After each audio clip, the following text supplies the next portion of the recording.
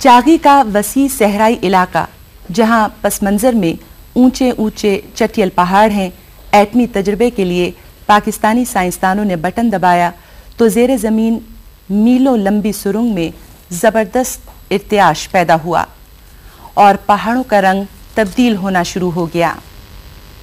इसके बाद पहाड़ों पर जमी मिट्टी धूल बनकर बुलंद होना शुरू हुई। ऐसे महसूस हुआ जैसे बादल उठ रहे हैं। चागी के इस इलाके में दूर दूर तक आबादी का निशान नहीं है और इसी वजह से पाकिस्तानी साइंसदानों ने इस जगह का इंतखाब किया। एटमी धमाकों से किसी किस्म की ताबकारी के असरात नहीं फैले।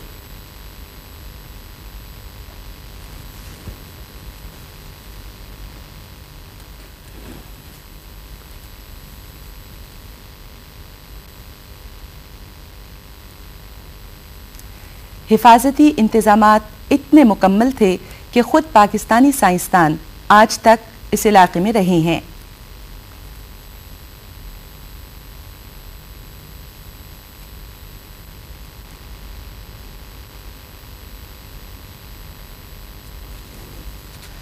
जो ही तजर्बात कामयाब हुए, साइंसदानों और इंजीनियरों की टीम ने नारा तकबीर अल्लाह अकबर का नारा लगाया और अल्लाह के हुजूर सजदा शुक्र अदा किया।